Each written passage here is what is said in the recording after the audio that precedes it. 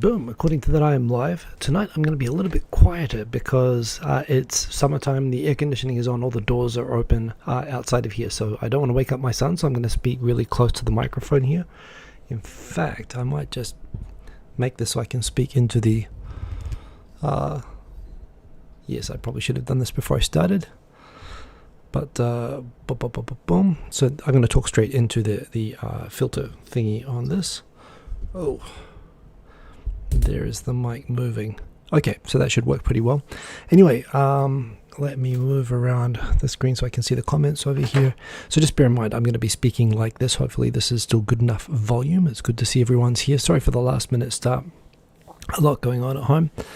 Yeah, Shubas, good to see you. And not only are you not late, you are first. So congratulations. Good to see you in here. Buenos dias in Panama. Good to have you in here. DJ Sunny Side Up.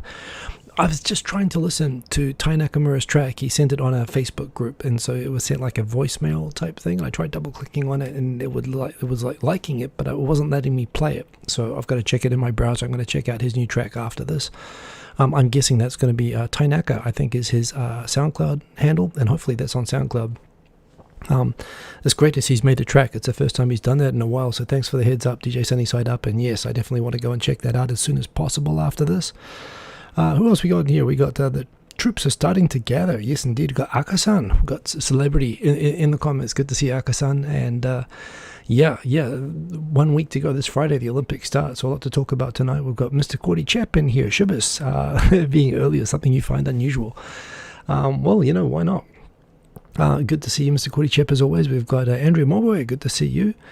Brain exploding, is that what that emoji is? That's kind of cool. We've got Lysander 45, good to see you. You have your lunch and are ready. Lunch. So I thought you were in PRC, or actually, where are you going from, Lysander 45? You must be in Europe if that's the case. So anyway, good to have you in here. Akasan, sounds good indeed. We got Quentin Rankett, boom, good to see you. Avoid, good morning in Arizona, I believe. Good to have you in here. Definitely, probably experiencing Arizona like, well, today's 34 with high humidity here. So yeah, pretty hot here in Tokyo today. Andrea Moboy mentioning lockdown 5.0 for you in Melbourne. Yeah, we're having a pretty miserable time here in Tokyo as well, actually, with it. With I guess not a full lockdown, but still lots of numbers and heat and all that other sort of stuff. DJ Sunny Side Up, you got your room AC, bonus gift to yourself. Yeah. Well, like I say, we don't have one in every room, and that's why I have to be a little bit quiet tonight. But it's definitely leaving the aircon on time of year. It's hard to sleep without it. I went a wee while like turning it on in the morning, but it was getting pretty tough. Aaron, great to see you. Thank you always, Aaron, for your moderating skills as well as your editing skills. Really appreciate the edited videos that you put up, and great to see you as always. Who else we got? Davo Dentetsu. Good to see you, Davo Dentetsu. And yeah, long time no see actually in the comments. So great to see you, Davo. And yeah, hope you're good. Oh, it jumped ahead there. Let's just pull it back. We've got Gilded Nerd. Good to see Howdy. Good to see you as well. Hiko ASMR version, I suppose. Yes, I'm being a little bit careful. I'm speaking close to the mic. It is actually, I see it going all the way to the red line. So it seems to be, in fact, perhaps I should be turning down that gain a little bit because I see it redlining there. Yeah, this is pretty full on here. Let's just do that. Okay, if I do that, maybe that level actually, even though it's redlining a little bit, but yes, that's right, the ASMR version. Good morning, Brianna W. Good to see you. Johnson, excellent to see you. Believe in yourself, good to see you. The man in Canada, I've got BTC Chiba, boom, good to see you. Good evening, good morning, good afternoon, wherever you are. Yeah, just going through Lysander 45. You've been in UK since July of last year. Okay, well, there we go. Definitely get yourself a clotted cream scone and a sandwich and whatever you're having there. Good to have you with us. Yeah, as Aka-san says, nothing's really changed with State of Emergency 4, but it's the same as always. They're asking us politely to not do so much stuff, and some people are following and some people are ignoring like before. Seemingly less people are really following than before, but yeah, we'll get into that.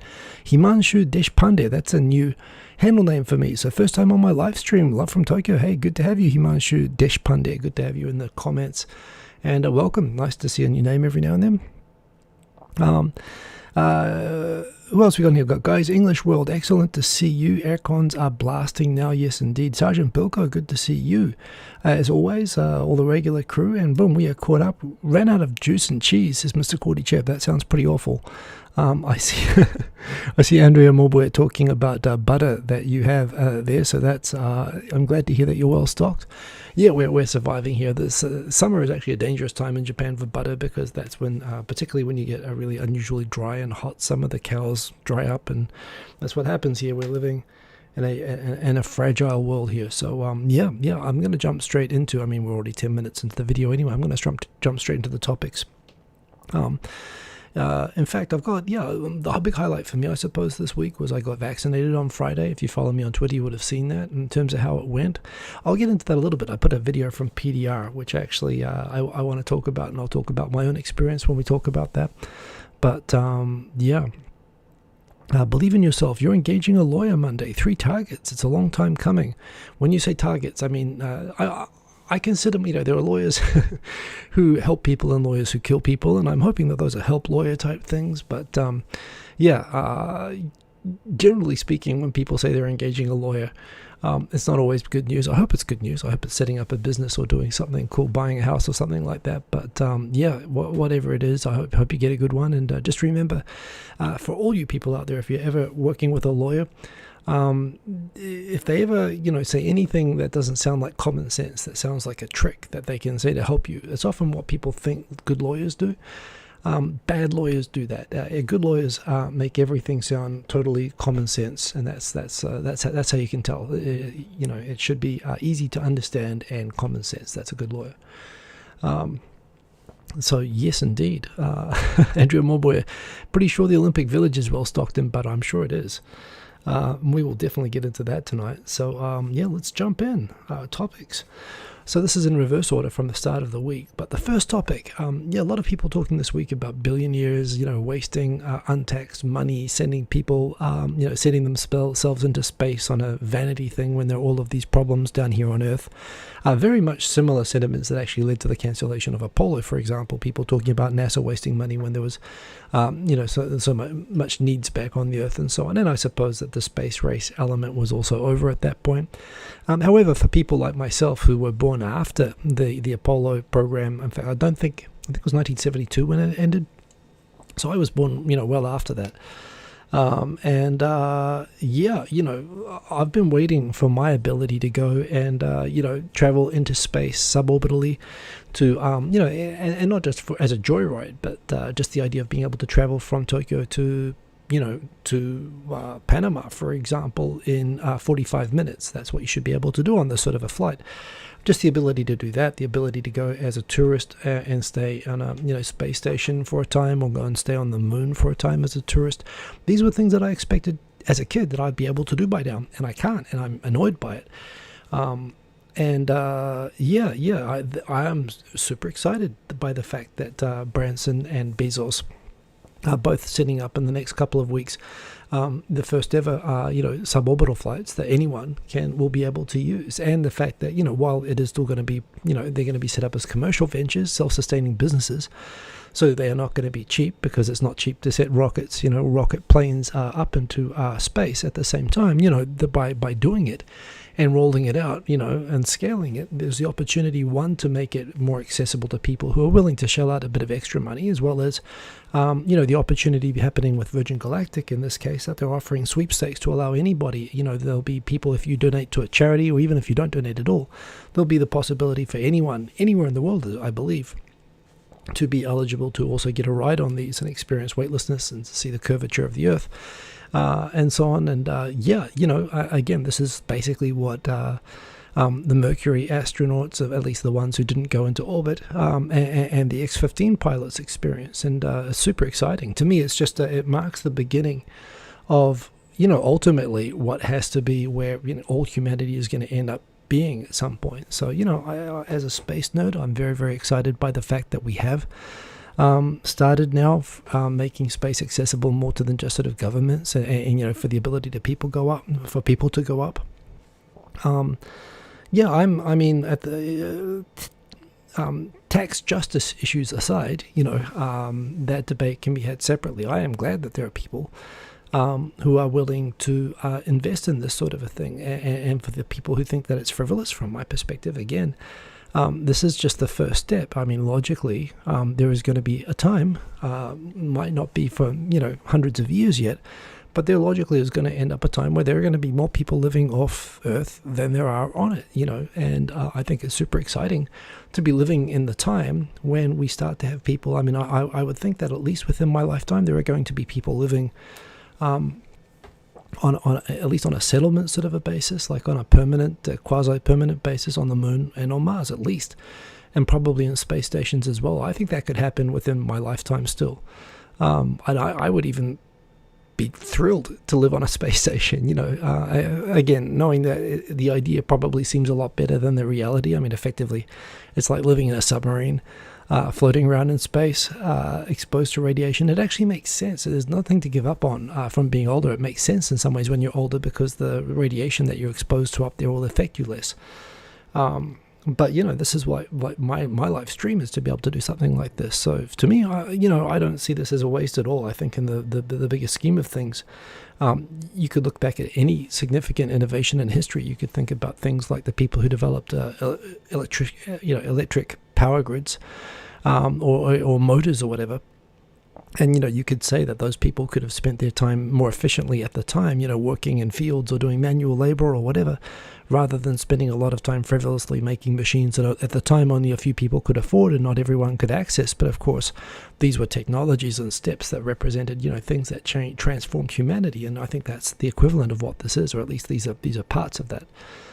So sure, they are a 4-minute suborbital, joyride, but I'm particularly excited at the idea, and this is something that SpaceX is talking about even having, like jetliner scale passengers, the ability to get into. Remember, it takes 90 minutes generally for an orbit at 100 kilometers altitude. The space shuttle, I think, does it a little bit higher than that, but that means anywhere on Earth is accessible in less than an hour if you take that. The furthest 2 points on the Earth are 45 minutes apart in orbit, allowing going up and coming down again. You think of how long you spend on flights. I mean, being able to get the double of being able to travel anywhere in the world in less than an hour, as well as being able to experience going into space and weightlessness while you do all of that. Pardon me, that is what I would love to do. So to me, super exciting milestone this week with the Virgin Galactic, and congratulations to them. I know that they were sort of competing. Blue Origin announced that they would have the first commercial journey into space, I think on July 20th. And they announced that before Virgin Galactic, and Virgin Galactic heard that, and Branson wanted to be first. And so he announced after the fact, after the Blue Origin announcement, that we're gonna rush up there a week earlier. A bit sneaky, but at the same time, I mean, if they can do it, they were able to do it, and they did it safely, and they came back. There was the other thing, I think, that Blue Origin publicity was pointing out, that the Kármán line, which is considered internationally the line for outer space, which is kind of arbitrary, it's 100 kilometers exactly, is considered outer space in most places, whereas in the US, I think they set the line at something like 55 miles, which is like 80 kilometers. And so the Branson ship went up like 88 kilometers. But it's objectively outside of, if you take it from where the atmosphere is exerting less friction, on the craft, and where it's basically outside of the atmosphere, that's what NASA considers space. I think it's kind of arbitrary, the 100-kilometer mark. The Bezos space capsule and rocket will go slightly higher. But I don't think there's any question that Galactic won. I think Blue Origin's pointing it out only because they're selling tickets that are competing. I mean, it's basically, which ride would you rather take? I'm curious for people who are interested in this at all. Again, assuming that you could get a ticket for a free ride on either one of them, what would you prefer? To go up in a rocket plane that drops, gets carried up to 40,000 feet and is dropped from this enormous plane and then sort of rockets vertically up and goes into space and comes back and lands like an airplane? Or would you want to sit on top of a rocket in a capsule and fly, maybe a bit more like what people did in the 1960s, I suppose, with the first astronauts going into space and parachuting back down to Earth? I don't know. I mean, both have a certain sort of appeal. What I really like about the Virgin Galactic one is the idea that it's a platform which, can use regular airports. They could actually set this up and have this going from airfields. I don't know if they could use a like Haneda airport for this, but yeah, the idea that they'll be able to do this from anywhere in the world, and actually you could also use it as legitimate transportation. It seems a little bit more flexible than the old-fashioned rocket approach that Blue Origin is taking. But I'd be kind of thrilled to do either. I mean, my image was always sitting on top of a rocket, like flying like that one. So yeah, it's a really exciting time. I am super into this, and that is great news. And that's the first story for tonight. Looking in the comments, I see some people tagged me there, so I'll see what we've got. One-way ticket to space. Hopefully not. We've got, who else we got in here? Stocked with butter, so we saw that before. Sense or nonsense? Common sense? Yeah, well, that's right. It's definitely not common indeed. One-way ticket to space is Andrew Moboy. EEDIR, good to see you. Did I get good 5G reception? I'll talk about that shortly. But yes, my, apart from spoons sticking to me, my 5G is awesome. It's been a good thing. We've got Service Musician, Apollo 17 in December 1972. Indeed, that's the mission where they actually met and docked with, I believe, a Mir module in space with the Soviets. So that was, did nothing but watch space documentaries when I was a kid. Thank you for that, Service Musician. Good to see you in the chat, by the way. Atomic Tom, good to see you, as well as all the other people I see rocking into the comments. We've got Kang and Kodos. Cool, glad you didn't miss very much. Well, space, but Dan H, good to see you. We've got Believe in Yourself. You're on the moon every Friday night. I hope in strictly legal senses wherever you live.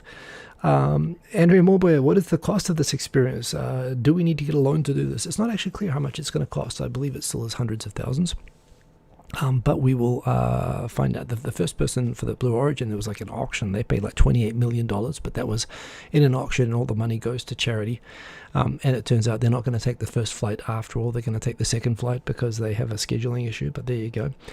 Van Ellen Belt, yes. Wow, lots of comments on this one. I'll go down. Branson could sponsor me. Yeah, I could definitely figure out some excuse to be sponsored for going into space.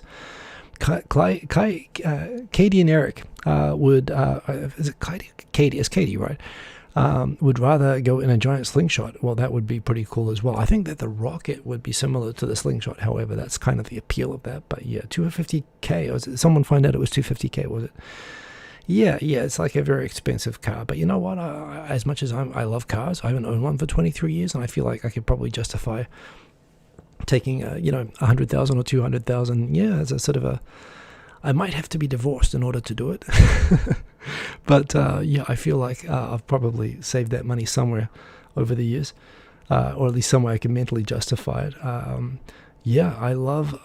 ride Love Train to the moon. Well, I'm glad that you are having a smooth ride to the moon. Demaster, good to see you. Haven't caught me in a long time. Good to see you indeed. Yes, let's jump back into the topics because, again, I never make it past 2 topics before the top of the hour, so we'll see how I go. Question here from NHK. Can we stop wearing masks after being vaccinated?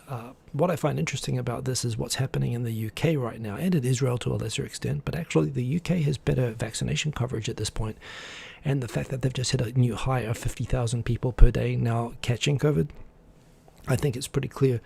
That illustrates perfectly. In fact, the health minister, I saw on the BBC News, the health minister actually got COVID. What seems to be happening in highly vaccinated countries is not, everyone I think was hoping that, maybe this will stop transmission. Maybe it will stop people really even noticing that they've caught it. That doesn't seem the case with vaccinations. But what does seem to happen with vaccinations is that the number of people that end up, the proportion of people that end up in ICUs or dying from it seem to be a lot less. And as well as the effects of long COVID, the long-term effects of suffering from COVID, also seem to be, the risk of that seems diminished. So I think, what I understand, the situation, and it's being really illustrated by what's happened in Europe in the last few weeks.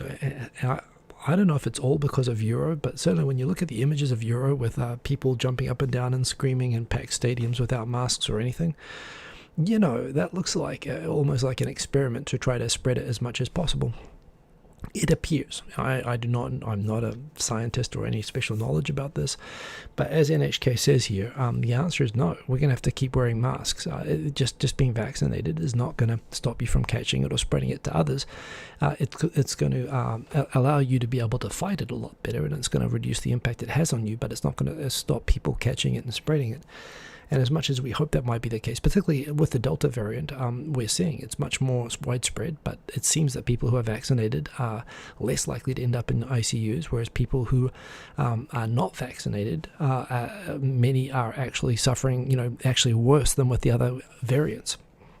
So it's a good reminder that it's important to get vaccinated, but it does not mean we're going to live in a world without masks right after it. In fact, my interpretation of this is that in the end of the day, I think the only way we're going to end up getting through this is not going to be with everyone being vaccinated. It's going to be with everyone catching it.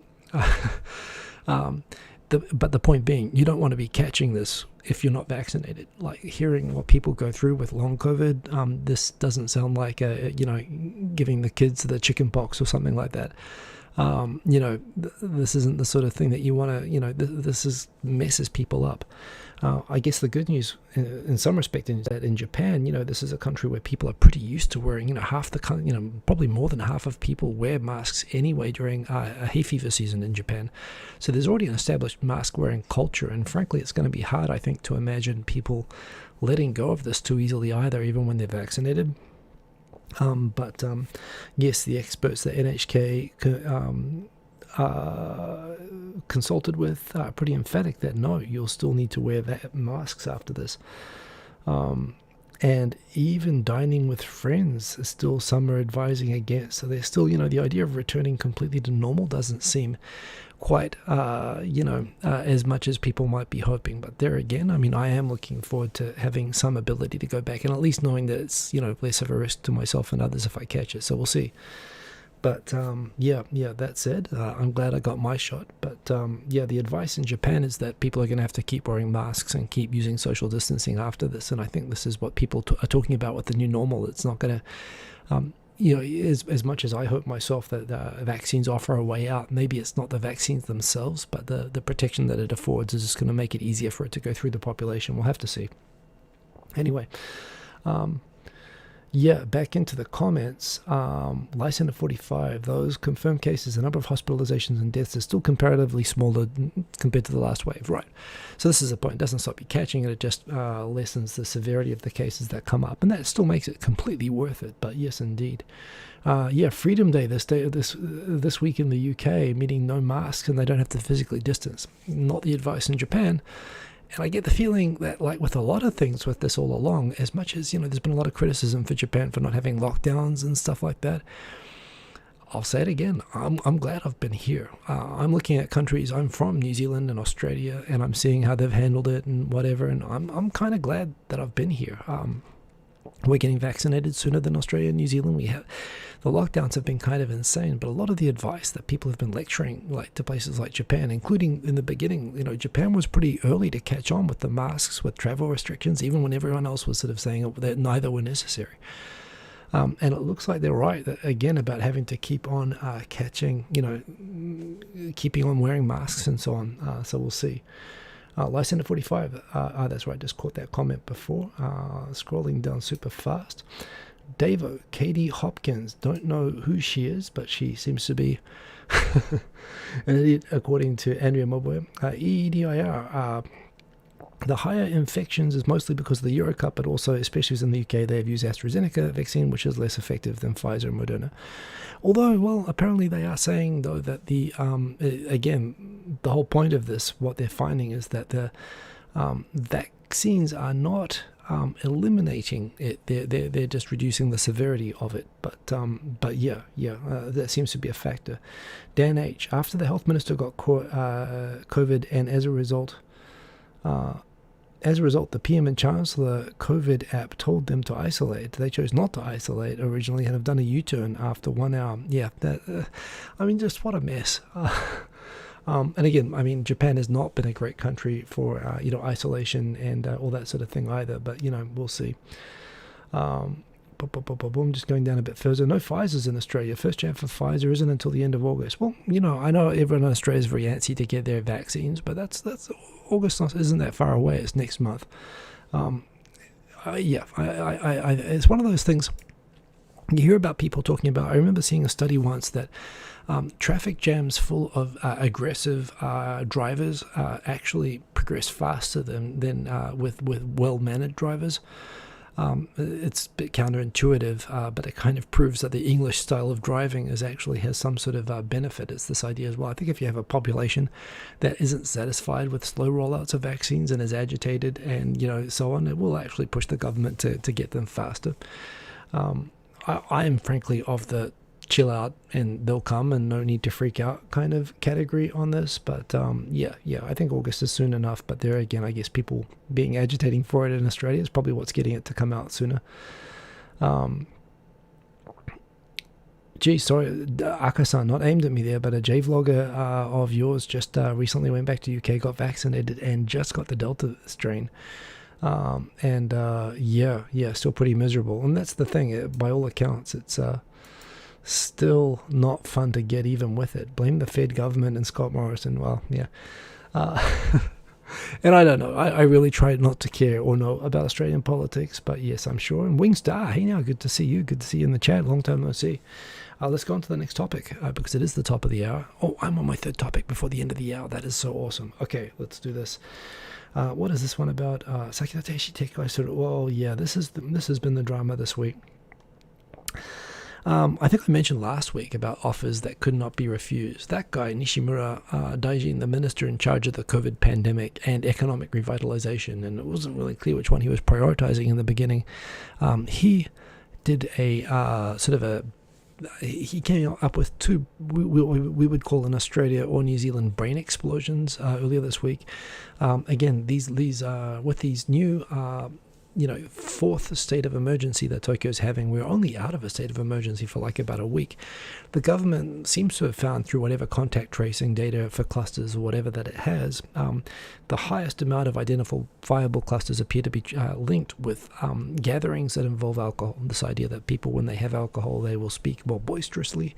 They'll be more prone to, transmitting to other people, and so they're focusing on their thing, not on closing down restaurants, because again the economic damage and so on.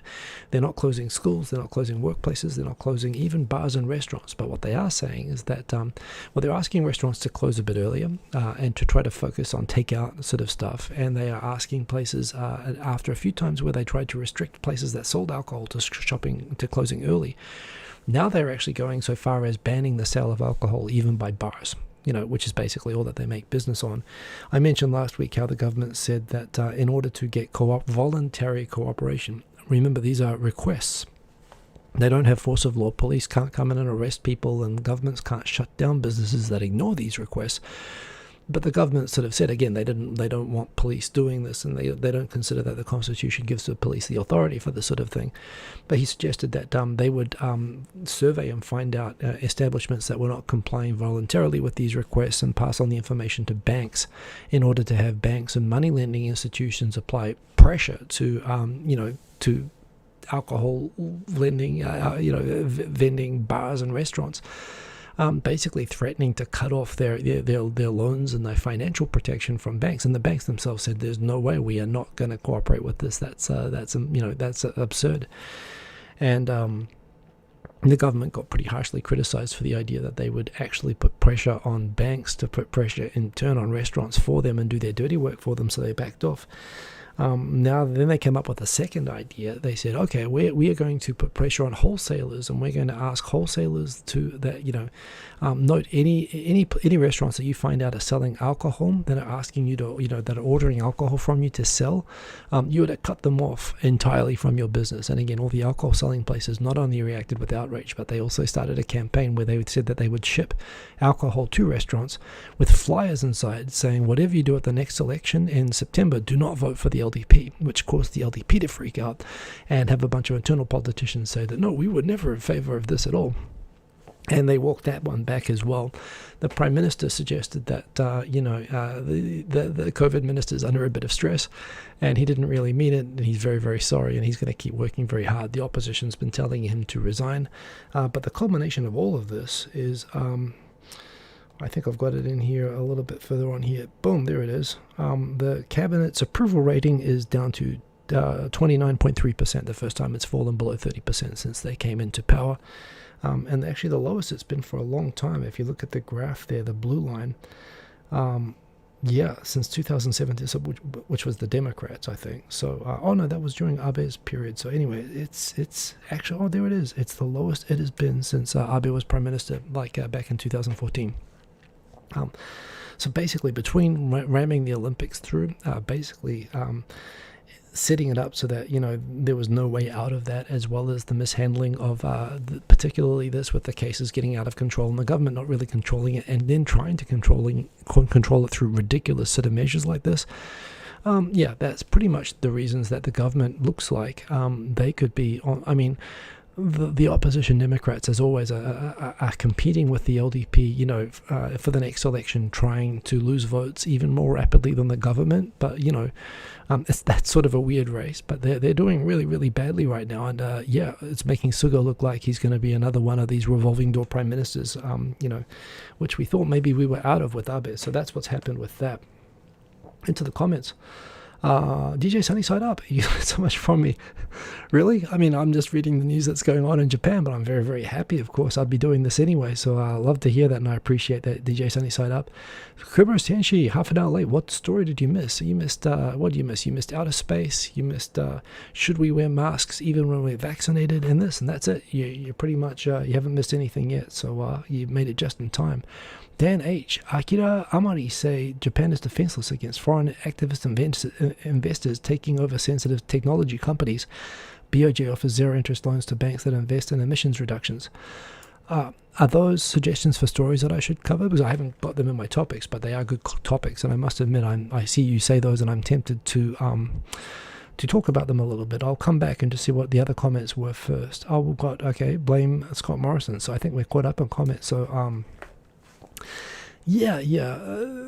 this is the first comment there from Dan H. I could go into a long time, but this reminds me a little bit of the Toshiba thing, where the Toshiba asked for help from the METI for against activist investors based in Singapore, but I think US-funded hedge fund, from exercising demands to change the leadership of Toshiba, and Toshiba appealed to METI for help because they have a lot of strategic nuclear as well as semiconductor technology. But there was the debate, was this just another sort of a Nissan type situation where they were trying to shut out activist foreign investors? But there again, how capitalist is Japan? And this is that kind of a situation. Again, how much of this is genuine security concerns?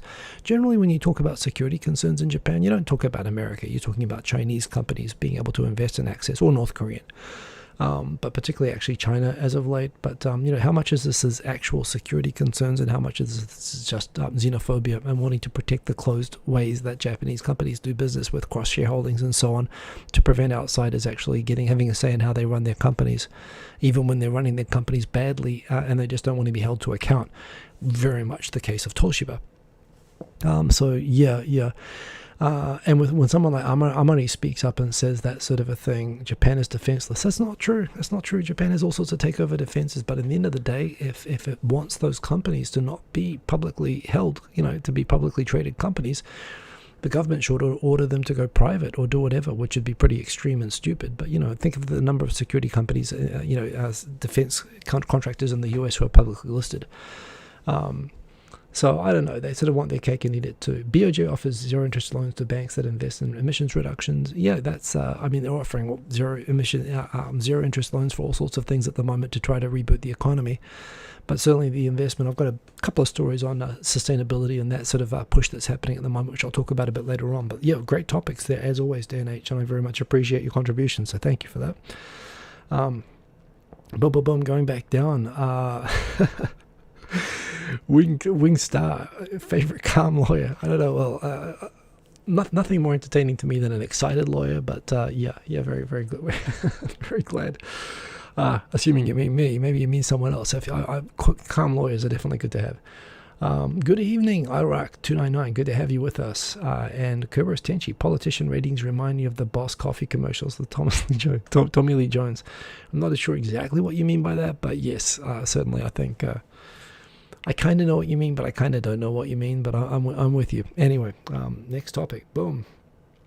Interesting. There was a security white paper released by Japan this week. Had a really awesome cover with like a samurai on a horse. It was actually Japan sort of getting comfortable being a little bit more forthright with its. There it is. You can see the book there. By the way, Nobuo Kishi, is actually Abe's brother. He has a different surname. It's very complicated. Abe is actually the son of former Prime Minister Kishi, but for some reason, because of the way that the family tree and everything worked, he decided to take the surname of his mum or something like that. But his brother kept the name Kishi, so that's actually Abe's brother right there. He's the Minister of Defense, and he released that Japan is a defense-only country and doesn't want to do wars anymore. White paper. Looks cool. Where Japan is becoming a little bit more forthright, of course, and this is one of the goals that Abe himself has had. But one among the things that they point out in the white paper, apart from the fact that China has this massive undisclosed defense budget, which the only thing that's clear is that they are spending a lot and they are ramping up spending a lot, and they are acting in a way that is changing the status quo in the region. And the status quo then immediately prompts, does Japan need to take actions to counterbalance against China? Is China trying to create a balance where it can move aggressively, not just against Taiwan, but also, of course, the Senkaku Islands, which are administered by Japan and have been since World War II? But China claims, as well as, some places in China actually still bring up Okinawa, the Ryukyu Islands, as being still historically Chinese vassal states and part of historic China that needs to be returned. So kind of, crazy stuff. And Japan, which does still have a defense only, although they definitely want to move towards collective defense, cooperating with Australia and America, but probably not Korea, for defense of the region and defense of the status quo. China, one thing that China has stated is the goal, of course, of reunifying Taiwan. And we've all seen, everyone really looked at Hong Kong, I think, is an example, for example, of how two systems, one country might work for a reunification model with Taiwan. And it's pretty clear that, as I've said before, China just couldn't keep it in its pants. It had to wait for another 20 years, and it just decided, no, screw this, screw this democracy sham. We're just gonna, declare, make it part of the rest of politically repressed China. Not fully there yet. I don't think you can be sent to re-education camps or anything from Taiwan yet, but pretty clear with the national security law there that is probably where things are going in Taiwan, and really the reality of that being a separate system now is becoming increasingly a fiction. It's pretty, with 200 opposition politicians resigning in the last week because they're being forced to take oaths of loyalty towards the PRC. Effectively, it seems like there are only Communist Party members left now in Hong Kong. So you take Taiwan, which you remember, Taiwan is the Republic of China. They are the last remaining stronghold of the former government of China that preceded the communists. So that makes it a little bit complicated. They were actually a refugee, from the KMT party that were refugees from the mainland that still claimed to be the legitimate government of all of China. Over time, of course, they've all aged and died and been replaced by people who were all born in Taiwan, either as refugees who evacuated from the mainland or people who were in Taiwan from beforehand, which is about half and half of the population there. But the point being, Taiwan is now, since the end of World War II, has existed as a de facto sort of independent. The first 40 years of that under martial law from the evacuees from the mainland. But since the 1980s, it's actually been a pretty thriving democratic country. And certainly to the extent that China appears to be setting up to do something like what Russia did in Crimea, perhaps, trying to set up the idea that it could, and it doesn't deny itself the right to militarily settle the Taiwan issue. And although America, to its credit, actually, I mean, a lot of people bash American militarism, but if you ask me, the fact that America is willing to send an aircraft carrier beside Taiwan whenever China starts getting too aggressive towards them, like that day that they put through like 25 bombers and jet fighters through Taiwanese airspace in one day, and held the exercises nearby. And America still is showing that it's willing to commit, to the defense of Taiwan. And this is also why the American forces in Okinawa, as much as a burden as they are on Okinawa, is why they're so important. 25 million people live in Taiwan, and they are clearly not voting for reunification with China. And the point is, in this white paper, bringing it all back, it said that Japan needs to recognize that any aggressive moves, particularly military moves by China towards the invasion of Taiwan, are likely to lead immediately next to them trying to do the same thing with the Senkaku Islands, and possibly even towards the security of Japan itself. And if you think that Okinawa is actually beyond the realm of possibility or whatever, remember there's this thing, there's the same situation with the Kuril Islands in the north of Japan. These islands, the Okinawan island chain, sort of represents like a velvet gate rope at the movie theater in front of basically all Chinese ships, military and trade ships, have to pass through Okinawa, to be able to access the north of China, or through the Taiwan Strait. So it effectively allows Japan to blockade China.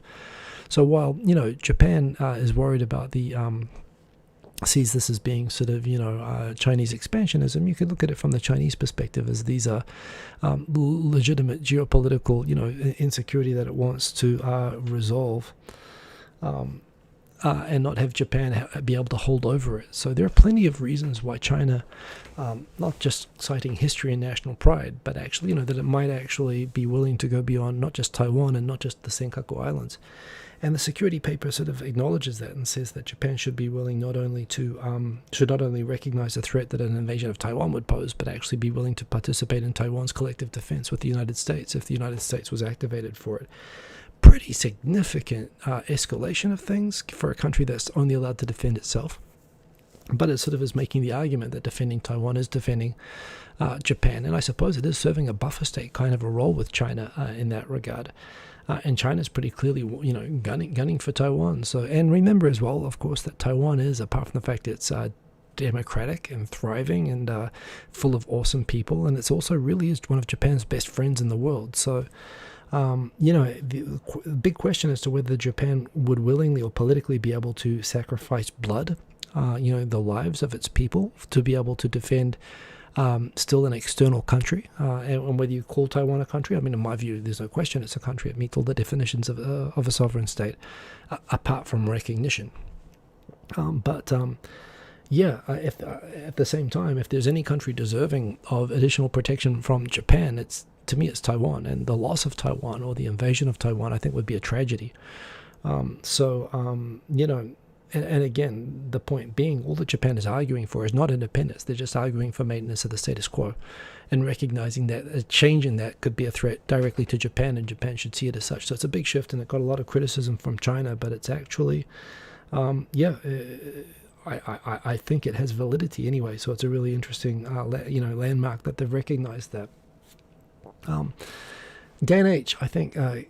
if you're not mistaken, Kishi was adopted by his childless maternal uncle, and didn't know he was Abe's brother until university. That's why they have different surnames. Is that right? I can't remember. Yeah, I remember reading somewhere that this family history was messed up, which is kind of funny when you consider that the family history is that these are all absolute prime ministers and sort of elites and whatnot. But yeah, that sounds plausible. I don't know it myself off the top of my head. Hey, Paragotti, sup indeed, good to see you. Who else is in here? Politician ratings. Okay, so that's the comment I saw before. Don't forget to hit the like button. Indeed, Aaron, thanks for reminding everybody. If you like, remember to like. This is hey, I'll be doing this anyway, of course, but I do appreciate if people like. Savas musician Hiko Simon, was Sakhalin ever part of Japan? Yes, it was. The southern half of Sakhalin was actually inhabited by Ainu people, like going back to ancient, pre before Hokkaido was even properly colonized. And as such, the southern half of Sakhalin was always considered part of natural Japan territory when Hokkaido was incorporated. I believe in World War II, half or all of the island was incorporated into Japan, and for good reason. There's oil up there. Also interesting that, when Japan was fighting the Mongols in the 12th century, the Ainu were themselves also fighting the Mongols up in Kamchatka and Sakhalin. So fascinating history there if you ever look at that. But yeah, Sakhalin was totally, in fact, Karafuto, I think is the name of Sakhalin in Japanese. And I know people, for example, it's pretty common now to know people whose parents, were born on Sakhalin or in Manchuria and places like that. And, again, it was really proactively, it was colonized in the same way that Hokkaido was. It was very much as an extension of Hokkaido. So, yes, Sakhalin was totally part of Japan. And, in fact, I believe that there's still a lot of infrastructure up there that still you can see buildings and infrastructure that was built by Japan that's still being used by the Russians, just like there is in the Kuril Islands. But yes, anyway, going back down, normalized messed up family histories. Yes, next topic. Boom. Japan began the process of distributing vaccine passports. Again, I think this is only going to be for travel, but hell, I'm going to get mine. I did cause a little bit of... I was trolling a little bit. I knew I would be stirring controversy saying this, but I said it and I believe it. Sure, on the one hand, the government's handing out certification proof that you've been vaccinated, and that can be useful for various things, but they're only focusing on it at the moment for mutual travel restriction lifting or recognition. Still interesting, though, however, that you might have this even when it seems to be increasingly clear that you can still catch it and carry it even if you're vaccinated. But certainly, it is a safety measure, and the Japan government is pushing it. I'm definitely going to get mine. But the other thing is that, given that Japan is emphasizing the voluntary nature of vaccinations, I suggested that, what about places using the vaccine passport? I don't think they should be used to deny people basic rights, but they should be. I think it'd be a nice way to incentivize vaccinations by having, positive like perks, for example. I think a vaccine passport should entitle you to cheaper insurance, for example, like medical insurance, or things like going to a bar or a restaurant or whatever, or getting like a discount on meals or discount on free, give them free ice cream and stuff like that.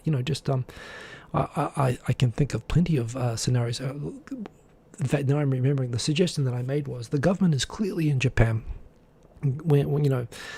is clearly going to use the Go To Eat and Go To Travel campaigns again when things finally sort of improve and there are more vaccinations and so on. And yet eating and traveling are considered among the riskiest activities, that you can sort of do, especially for unvaccinated, unprotected people. So again, why not make a vaccine passport a precondition for getting those subsidies for travel, for Go To Travel and Go To Eat? It's not denying anyone's rights, not giving them a discount or a cheaper price than they'd have to pay anyway. But why not link the two? That's my suggestion. Certainly, I think for people who are hesitant, who don't see a benefit to getting who are worried about, who don't see a particular benefit for getting vaccinated, make it clear, that you can get cheap travel and cheap restaurants and so on if you can do it. That's my suggestion on vaccine passports. Anyway, I'm okay with the idea that you shouldn't have to force everyone to do it. It shouldn't be mandatory per se, but at the same time, and there are people with legitimate reasons not to. But at the same time, for those people who, don't have a strong reason not to, but are on the fence, give good incentives to do it. Other than, for me, just my health is enough of an incentive. But for people who don't think that far ahead, you can give them more short-term benefits, and why not? So that's my particular. I think it's a good system for. They should be able to leverage, not for the idea of restricting things like being able to get a job or something like that. Although that might be legitimate where there's actually a safety concern involved, but certainly I think for things like perks and benefits and programs like Go To Eat and Go To Travel, I think that's a good idea. That's my opinion. A lot of people out there are, of course, very against vaccine passports as being a sort of setting up a discrimination system, particularly for people who don't trust the motives of the vaccines in the first place. But those people are crazy anti-vaxxers, and I don't really care what they think. Go to the hospital, indeed. Akasan Plus, that was certainly what it was before. Free butter. Amen, Devo. Well said, well said. Boom, next topic. yeah, kind of ironic. I was thinking back this week with the Olympics about to come up, and I guess this is going to be the final sort of run of topics. But the Japan that can say no. So Shintaro Ishihara, the sort of nationalist governor of Tokyo, that actually wanted to purchase the Senkaku Islands and put a lighthouse on there and eventually fortify it, just like the Dokdo Island in Korea, just basically to troll China. He actually, was this famous sort of nationalist author who was seen as someone who could very eloquently put the ideas of Japanese far-right wingers. And this, the popularity is what drove him to become governor of Tokyo. And one of his things was he wanted to relive the national pride that was felt in Japan from the 1964 Olympics, which really marked Japan's recovery from the war and its sort of, establishing itself at the start of its sort of bubble and its, economic power and influence in the world after the war.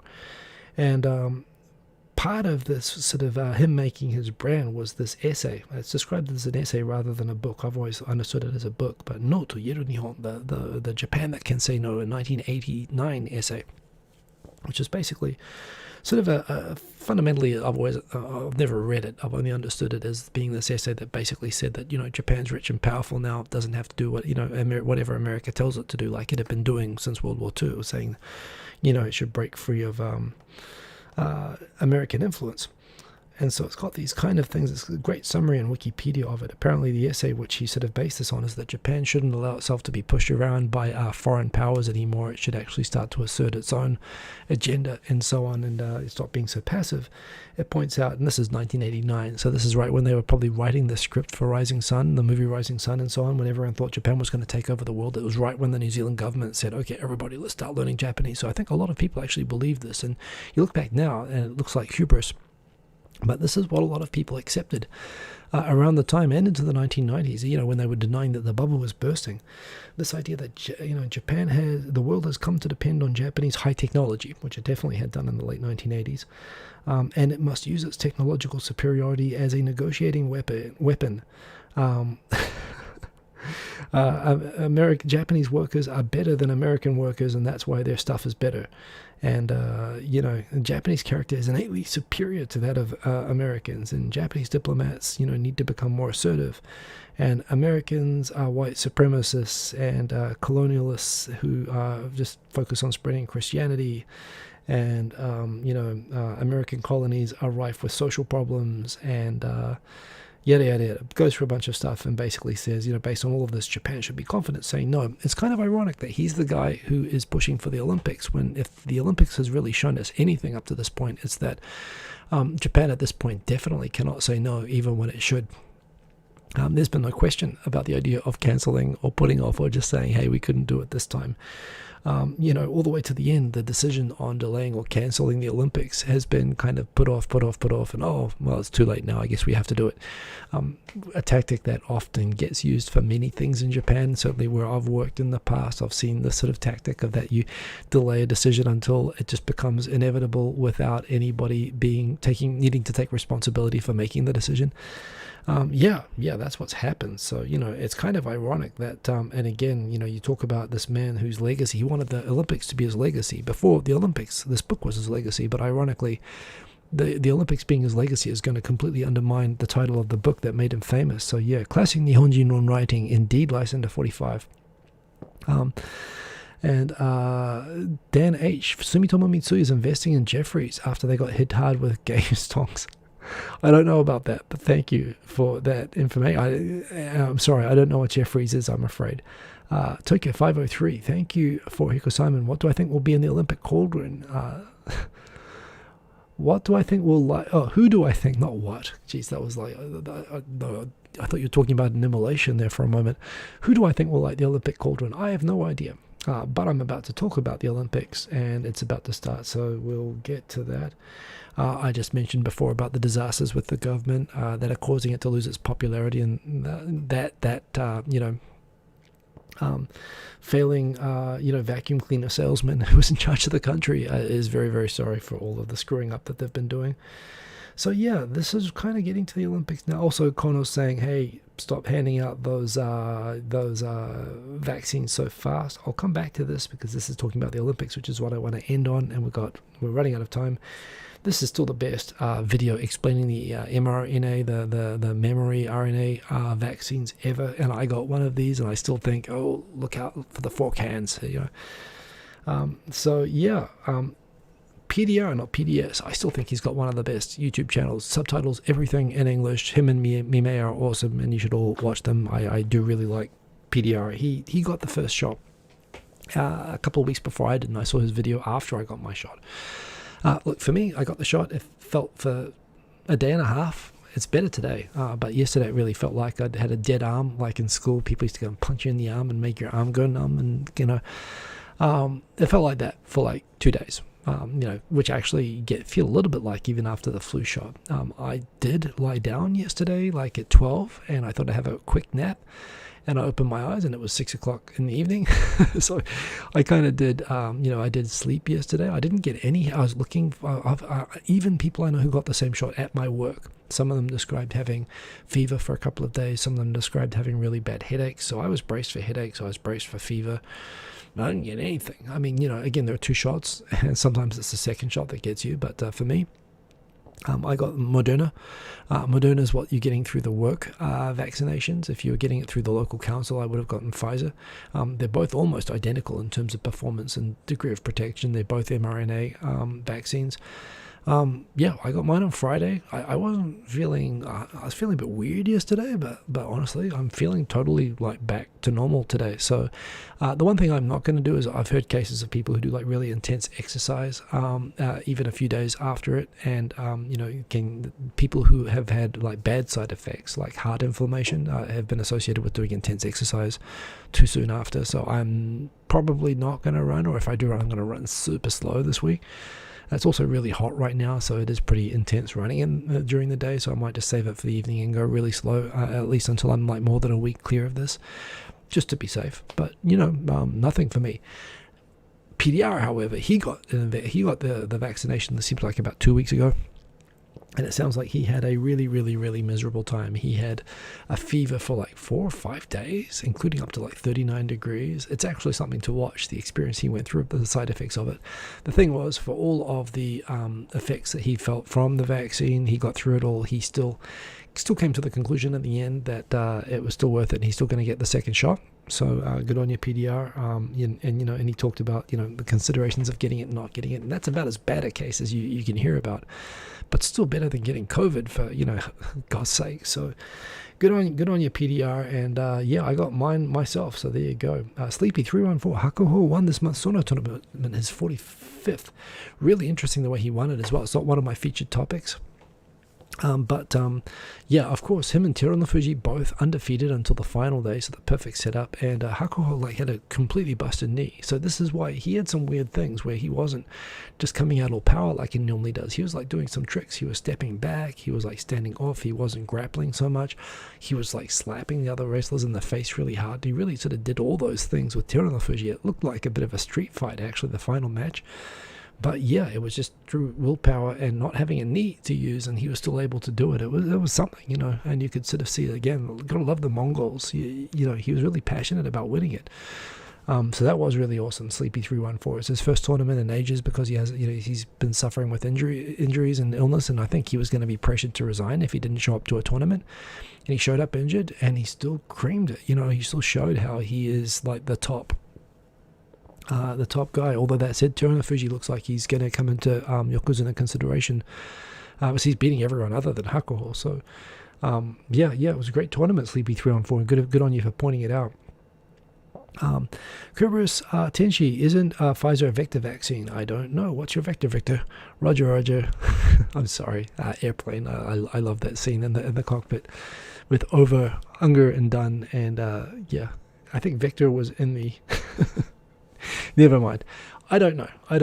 They're both mRNA vaccines, but I don't know if that's different to Vector is like where it has a little bit of the of the disease in it. That's AstraZeneca, isn't it? I'm not sure. Somebody again, I'm not sure about the proper lingo, so I'm not sure. Kerberos Tenshi, Kang and Kodos is not the long term over short term effects. Is not the concern long term over short term effects? Well, you mean of the vaccine, or of COVID. I mean, I'm concerned about like COVID a lot more than I am of the vaccine. And at this point, people have been using these vaccines now for months and months and months in other countries. Like, in fact, how long? Like, well, nearly a year if you take Israel anyway for some of them. So no, I'm pretty comfortable. But if people want to wait a little bit longer and see, and have all their friends get it, yeah. I mean, it sounds like about 10% of the cases people get pretty intense side effects. But what's not in dispute is that the side effects and the long-term damaging effects on brain and organs and lungs from people who get COVID, even in mild cases, are pretty scary. So I'm no hesitation to take my chances with a vaccine over the actual illness. That's just me. But yeah, Sergeant Bilko Tobizaro match. Yeah, that's the other one I was thinking of. It was weird, but it was. I mean, it's cool to watch something different. That's what I love about the Mongol wrestlers. We have Clarence. That's right, Davo. Oh, it's a great scene. Violent Orchid, great to see you as well. Do I worry about the long-term effects of the flu vaccine? I assume you're not asking that to me, and the answer is I don't. I get it all the time, and it changes every year. It's a different. They vary the vaccine every year for what they think is going to be the predominant flu strain. So, and I get it every year. So, believe me, I've rolled the dice all the times. This is a different type of thing, of course, but Akasan, yes, of all the things to fear from COVID, I guess Pfizer really can fix everything. Yeah, and I'm more concerned. Maybe it's showing my middle age that I'm more concerned about losing my sense of taste. But all the things, I mean, hell, just get your shot. Oh yeah. Somebody mentioned earlier, we are going to go over time. Okay. Never mind. Japan is definitely pushing for 40% renewable energy by fiscal 2030. Some controversy, of course, with the landslides happening, in Atami and other places recently. Some more attention being drawn to the fact that a lot of people who own mountains that are impossible to build buildings on or put rice fields or do anything else on are discovering that now, they can clear these hills and cover the hillsides with solar panels and make money off the electricity from them. So it's actually pretty popular in Japan right now to be clearing land to put up PV farms, and they're all over the place, and that's great. But of course, the problem when you cut down trees and put these things on them is that those hillsides become less stable, obviously. And so there is a concern, of course, that these are contributing to landslides. It seems that although there was a PV farm near where the Atami slide was, it almost certainly wasn't anything to do with the cause. There was a huge dumping ground of mud at the top of the origin of this landslide in Atami. But it did trigger a survey in a separate article that isn't here, which actually looked at something like 10,000 PV sites and found that 1,100 of them did seem to contribute to increased landslide risk, and suggested that there should be higher standards for that. But that said, this is just because there is all this investment happening everywhere. 40%. I mean, again, when I was working on renewable policy for the Japanese government, the conventional wisdom at the time was you couldn't have more than 5% intermittent, like wind and solar power, because they would the intermittency and the need to correct it would be too destabilizing for the power grid. But of course, now you're finding ways of using batteries, backup generators, pumped hydro, and now my personal favorite that you all know about is hydrogen, as a way to be able to basically install more than you need and use the excess to either generate hydrogen or charge other batteries or so on for later on, to offset when it goes under and when there's no sunshine or clouds or whatever, that you can have take over, or just to sell. What I love about hydrogen is you can sell it. You can actually send it off to petrol stations and stuff like that, or that's what will eventually happen. And that all means that you can actually go and install the limits on installation that are going away. At the same time this week, the Japanese government also is talking about extending the life of nuclear power plants until 60 years. Right now, the limit is 30 years. Again, not too crazy about the risks associated with nuclear power plants, but at the same time, I accept that climate change is an emergency, and I think nuclear power stations are still more desirable than fossil fuel. And I think if an extra 30 years is a time that we need to improve on other sources of energy to be able to replace that completely, then we should do it. But yeah, the government here is, again, they're sort of modest targets, but again, Japan generally doesn't set these targets unless they think they're achievable. And of course, with things like Dan H pointed out, like zero interest loans to to banks to pass on to companies that invest in renewable energy and so on, and particularly the real push for hydrogen-based economy and so on, right? That's happening right now. I think as exciting as the space race and everything else that's happening, I think is going to be intertwined. It's really exciting what's happening in this right now. And with the Olympics, let's talk about the Olympics to finish it off.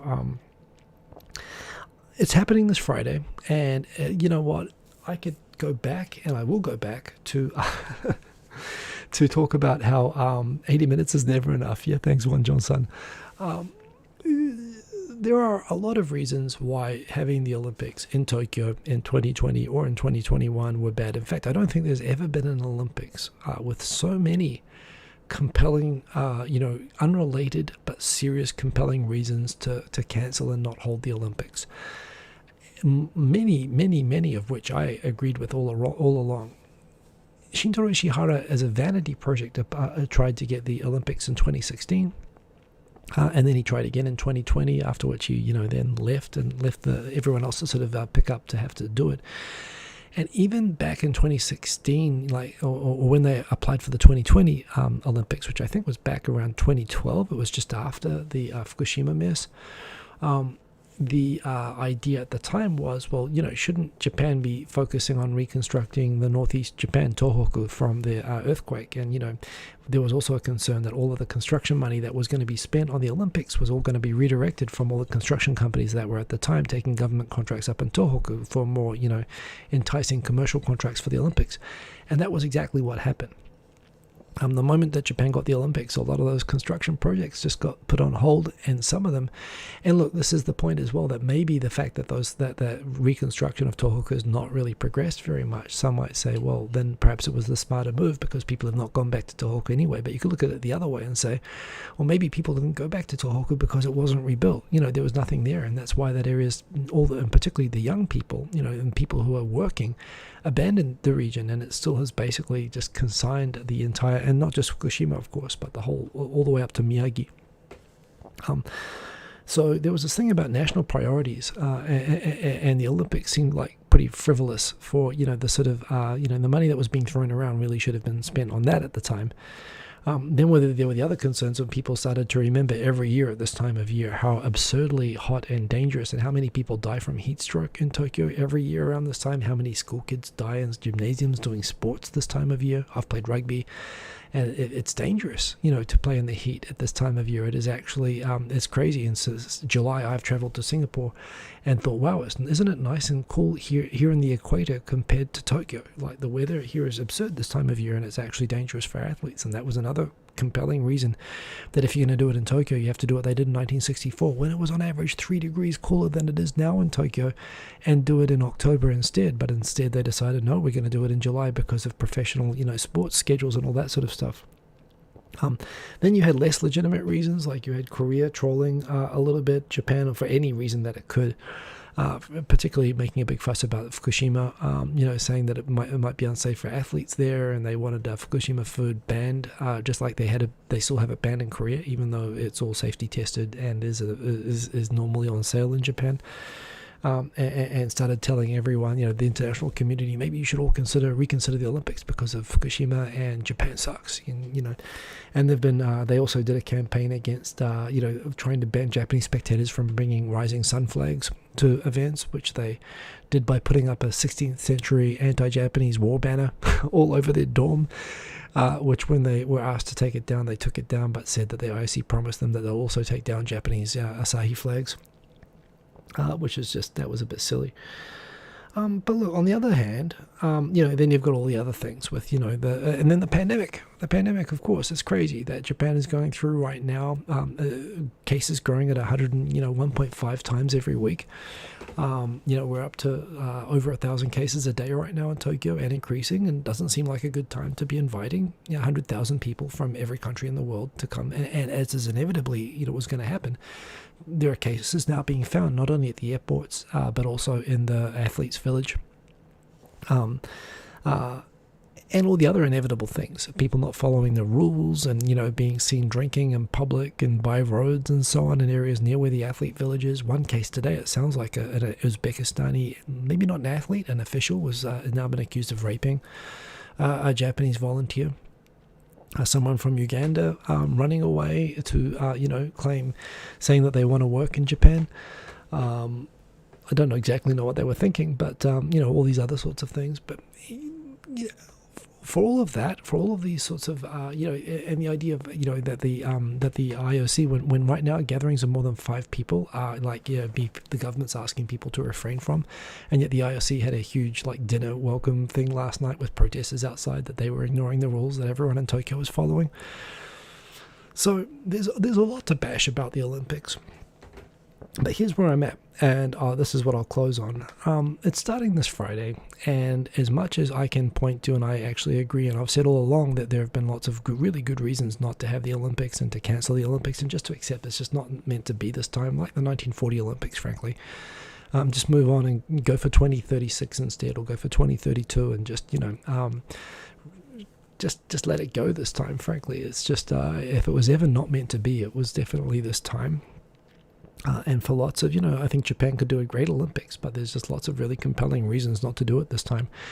And the government's just kind of been very passive and has gone through and done it, kind of ignoring a lot of things: public safety, athlete safety, and people talking about, well, it's really just about the broadcast rights and the money, and Japanese government not wanting to pay money back and whatever. And then you've got, of course, Joe Rogan and others talking about how all the money that gets spent on the the Olympics nowadays, spend that shit on infrastructure and so on, and thinking about all the the billions of dollars that goes into the broadcasting and sponsorships and so on.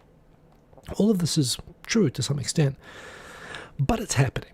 And on the one hand, I think so many people are now just so wired to be negative about everything about the Olympics because they just don't want it to happen, that even when you have this, what I think is a very cool art installation in a Yogi Park that you can see from all over Tokyo. I have no idea who that person is, by the way, or why that face is up there. I think it's cool, right? But there are some people who are just now wired to bash on everything Olympics related, and it's a little bit like, with US bases and stuff like that. Here's where I'm at. It's happening this Friday, and while I disagree with getting to this point, now that it's happening, all that I hope is that it is a success. I'm looking forward to it. I think for all the athletes that have made huge sacrifices to come and participate, and by and large, I think that the number of cases and so on that are happening are far below what I was expecting we would be seeing so far. Still having some, it's inevitable. But, I'm looking forward, now that it's going to happen. I really hope that the heat stroke situation is managed. But you know what? A lot of people, the organization to set this up, the volunteers, hundreds of thousands of Japanese volunteers who have worked so hard with trying to get this all set up to make it work. And it's such a huge undertaking. Now that it's happening, I don't think it's not going to reflect well on the government. I don't think it pulls them out for all of the stupid mistakes that they've made and the misjudgment. I don't think it makes the IOC look any better than FIFA, frankly. They still look like they're sort of corrupt. I mean, thinking about the Salt Lake City Olympics and thinking about, they've always been known as a sort of corrupt and awful, bunch of failed politicians in a sporting organization. No love for the IOC, no love for the politicians that have rammed this through when it was unnecessary. But now that it's happening, lots of love for the athletes that are going to compete, and lots of love, frankly, for the hundreds of thousands of ordinary people who have really sacrificed, unbelievably to be able to, make this thing happen when everything was against it. And for that, I'm looking forward to watching the opening ceremony. I'm glad it's being held with no spectators. It's a shame, but it's the right call, and, short of cancelling. And I'm really hoping that it's going to be, a huge success, and I'm really looking forward to. I really hope it's a memorable and great Olympics for the athletes that come here, for all the trouble and all the fact that I've been against having it until now. Now it's happening. It's like I remember, forget the name. There's a U.S. general who talks about the sort of he did a quote which stuck with me. He was like, "What would you want to say to the U.S. public about its military and all its never-ending wars in Afghanistan and Iraq?" And he said, "Listen, everyone should hate war, but please love your soldiers." And I think it's a little bit like that with the Olympics. I mean, you can hate the commercialism and the politics and everything behind the Olympics, but at the same time, I really hope that doesn't translate into hating the Olympians, the athletes. love the Olympians, and I think it's coming to the point now that okay, I think everybody said their piece. Some people, I think a lot of the people who are going to troll the hardest on this and keep whining on this are just people who aren't interested in sports anyway. They never would have been interested in this. I love these athletes. I'm really glad that they're coming here. It's a shame that they can't show off Tokyo, at its best because of the circumstances, but. That said, I'm really, to everyone coming, as much as I would have loved to be able to somehow participate and be able to help, and, as much as I still hope it's going to be a great experience for everyone that comes here, and I hope that everyone gets behind it when it starts, because that's what it needs now, good luck to everyone coming to Japan for the Olympics. I can't wait for it. Let's see what happens this week. I'm sure there's going to be more drama. I mean, it's never failed to produce drama all the time until now. Including trolling from neighboring nations and all the other problems that are happening. It's happening, and I think we should look forward to it. I'm looking forward to it. So don't hate the player, hate the game. Well, it's actually yeah. Perhaps that's part of it, Aaron. In fact, that's it works the other way around. So for me, that's where I'm at with that. Final go through the comments. We are 17 minutes over. What could I do? Man, I thought this would be a short show, but I say that I didn't even say it this week because I guess I knew what was going to happen. Day and age, there was another abduction story, a French father, Japanese mother, 2 kids, and him going on hunger strike, I guess. Yeah, I haven't heard that one, but that sounds pretty sad and unfortunately happens too often. Christopher Luke, good to see you there in the comments. Anyone else here that I missed? 80 minutes is never enough indeed. Well said, One Johnson, you've got it. If you liked the nearly 80 minutes that I've spent, please definitely leave a like down there and subscribe if you haven't subscribed. Bio McNeil, excellent to see Bio McNeil there in the comments, and everyone else. And boom, I think we've gotten there. I'm going to say goodnight. Everybody have a good week. And yeah, look, big week this week. Remember, public holiday in Japan this Thursday, Friday. A lot of calendars say the public holiday is on Monday, but it's not. You have to work if you work on Monday. They printed the calendars like a week before they decided to change the holiday dates. But this Friday, the Olympics start.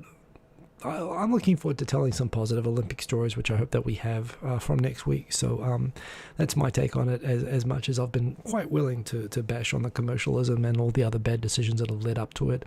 Now I just hope it's successful. That's me. Have a good one, everybody. Stay safe. Remember, get your shots if you can get them. You don't have to, but you should. And follow me on Twitter if you want to keep up with the stuff during the week and you want to chat with me or hear my opinions on this. And if you're just happy to watch this show, remember, you can follow me live at the same time every week, 10:30 p.m. Japan Standard Time every Sunday night. And and also thanks to Aaron for making the awesome short edited cutouts of this to make them a little bit more watchable during the week for the excerpts. If you can't catch the whole show and you just want to know what the most interesting stories are. And thank you to everybody for the comments. That always lets me riff off and be able to add, and actually you guys help me with all of this, so I really appreciate every week you guys showing up. Have a good week, everybody. Stay safe. Kakita no peace. Boom, boom, boom. ASMR version. See you next week. Get 5G. The 5G is definitely pumping at the moment. See you later.